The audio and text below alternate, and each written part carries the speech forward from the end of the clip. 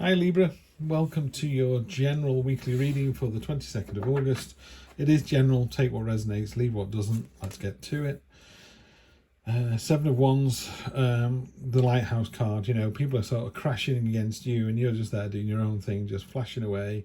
Sounds wrong, but you know, as a lighthouse, you're just flashing away in the storm, raging seas. The following day it's all be calmed and you're just as you were before, you know, literally just the same as you were the day before. You're safe, reliable, just calling people towards you. Just keep doing that. Yeah, real focus and intent. There's something you want and you're going to go and get it. Pulling yourself up one-handed, you're naked, because it's about being authentic and truthful and going for what it is you really want. Recent past, you know, yeah, crying over spilt milk. There's that sense of, oh, look what I could have lost, you know, look how much better it was before, what it's like now. Don't worry about that. Inspiring, commanding, leading by example in the near future. Really good to see that. I'd like to see that energy. Knight of Pentacles across the bottom, a card of tenacity and being steadfast, holding your own. Just be careful you're not sort of too much my way or the highway on that one. Test, there's a big, there either is or there's going to be a big test coming in.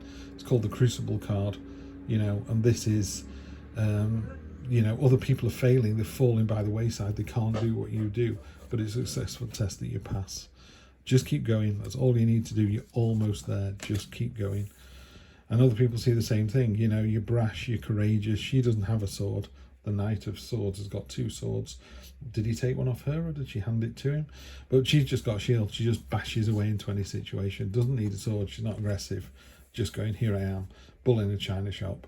Hopes and fears. Is this going to work out? You know, it looks like it. There's an end to hostilities. I think finally people are jumping into your universe. They're seeing your way as actually working. You know, they've tested you and you've come out as a leader.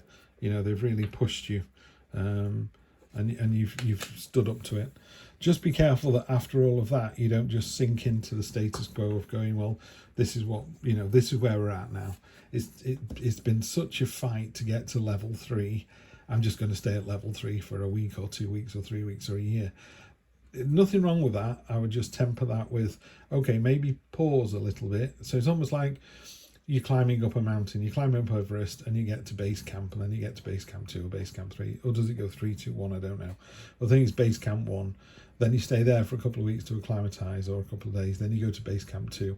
So that's what it feels like with this card. You've started to climb up Everest and it's been successful. Now you're just at base camp having a breather before you push on. Yeah, there's definitely a feeling this week of you being a bit woe is me.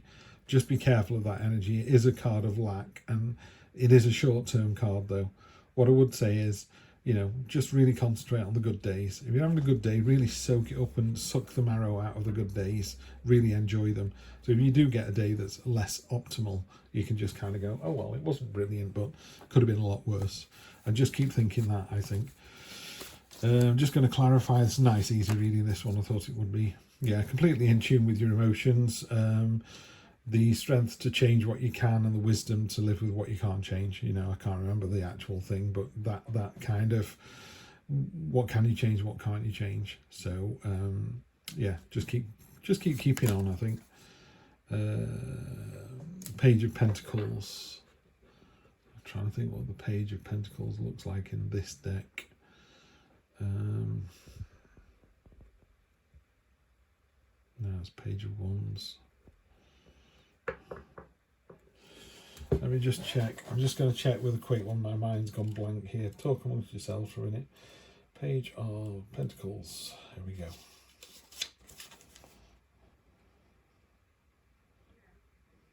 go. Okay. Yeah, it's a bit thin, the Page of Pentacles. It's a bit kind of, it's a card of it's sort of teenage boy card, you know. It's a bit sort of, oh, don't be so petulant, you know. I think sometimes, and anyone can be guilty of this, but Libras more so than others, I think.